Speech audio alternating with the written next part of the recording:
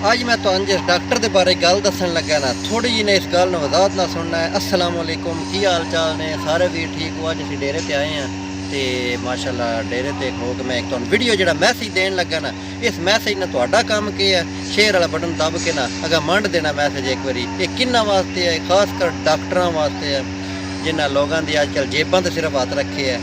तो जोड़े लोग होंगे हैं आवाम के मसीहा इन्ना बनना होंगे है तो ये आवाम दे अद नहीं, आवाम दे पैसे चोरी करने वाले बने हैं डॉक्टर। तो मैं एक मिठिया हुआ मेरे साइड से एक तस्वीर चलती पई है। ये तस्वीर दे भी रक्षा ड्राइवर तुसीं वेखदे पे हो, ये कोई रक्षा ड्राइवर नहीं, ये पेशावर का एक डॉक्टर है। डॉक्टर ने अपनी ज़िंदगी मतलब कि सारा कोई कोर्स करके उस तो बाद एक छोटे जे ना उस आख्या मैं एक तरतीब से चैक करा कि गरीब बंदा मजदूरी किवें करता है। उस दिहाड़ी वास्ते एक रक्षा लिया तो पूरे अपने एरिए में टोर दिते उसे कि मैं पूरे दिहाड़े की स्ट्रगल करता कि मैं कितने कमा लेना। तो उस रक्षा टोरता रहा पूरी दिहाड़ कड्डी और शामी जाके उस अपना हिसाब किया, पेट्रोल वखरा कट सारा कुछ कढ़ के ना रुपया उन पिछे कुछ 600 रुपया बचया।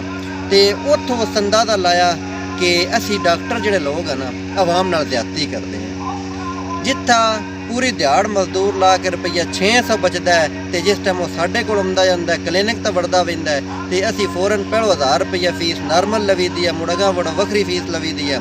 तो उसने इस वेख के ना उस एक आवाम वास्ते नसीहत मेद अपनी क्लीनिक बनाई। उसकी फीस रखी है 100 रुपया।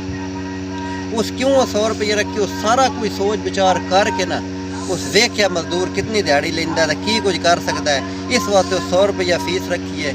ये क्योंकि जी अगर 1000 वो लवनगे तो मजदूर की 2 दिहाड़ियाँ इधर सिर्फ फीस से आ जाएंगे। इस वास्ते मिठिया डॉक्टर जोड़े हजरात हो ना ये इंज किया करो, किसी गरीब ने वेख भी लिया करो। ये ना हो गरीब अस्पताल बड़े तो दूजे दिहाड़े मतलब गरीब अपना क्या होंगे सवेरे फांसी लैना तो चक्कर च हो या सवेरे की होंगे तो नहीं खुदकुशी करना चक्कर च हो। ये वीडियो इस वास्ते बनाई है डॉक्टर हजरात वास्ते बनाई है।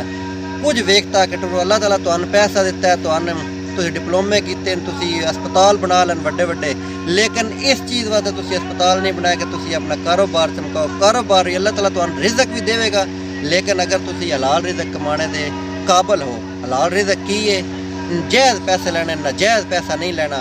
तो बाकी मिठियाओं यह जी तुहानू मैं एक शार्ट जी विखाई है तस्वीर, ये तुहानू एक नसीहत में टोटा दिता है। तो इस गल्ला ते डॉक्टर बड़ा ख्याल कराया है। हसते रहो बसते रहो।